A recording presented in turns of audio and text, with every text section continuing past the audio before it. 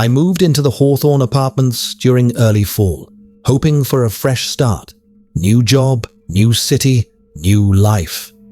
Everything about the place seemed ordinary.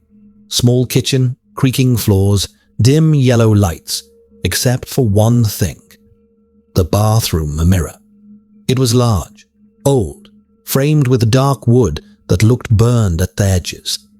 The landlord said it had been there long before him. Didn't think much of it. For the first few days, nothing was strange, except the mirror always felt colder than the room, even after hot showers. Sometimes I'd see faint fog on the inside the glass, like someone was breathing on the other side. One night, around 3:14 a.m., I heard water dripping. I walked to the bathroom half asleep, and the moment I flipped the light switch, something felt wrong. My reflection was already staring at me. But the problem was, I wasn't looking into the mirror yet. I froze. Slowly, I lifted my head. My reflection stood there, but it wasn't me. His eyes were sunken, as if he hadn't slept in years.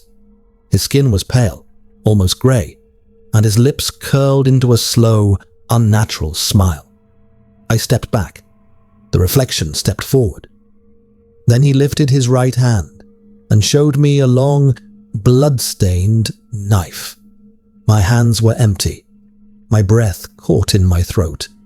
The reflection mouthed something silently, then slowly lifted his other hand and wrote on the inside of the mirror with the blood, "I see you." The letters dripped down the glass. I ran out of the bathroom and slammed the door. The next morning, I expected everything to be normal. Just a nightmare. Sleep deprivation, stress. But the words were still on the mirror. Dried, dark, real. I called the landlord, but he simply said, "You saw him, didn't you?" His voice trembled. He used to live there. He died in that apartment. And the mirror keeps what it takes. I asked him what happened to the old tenant. He hung up. That night, I covered the mirror with a sheet and slept in the living room.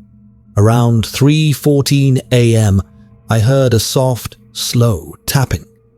Tap, tap, tap. It was coming from inside the bathroom. Something dragged its fingers slowly across the mirror's surface. The sheet began to move, as if something was pressing against it from the other side.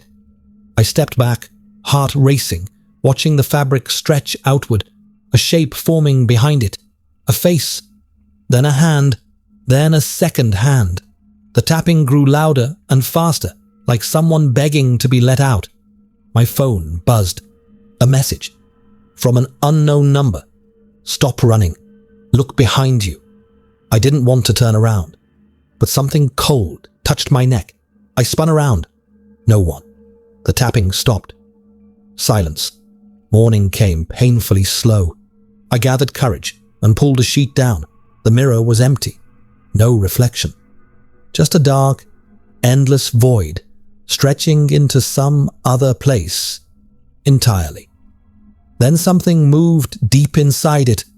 A figure walking toward the surface. My reflection stepped out of the darkness, his face twisted, his clothes torn, his mouth dripping with blood. He smiled wide and whispered, "Your turn." The lights went out. The mirror swallowed everything.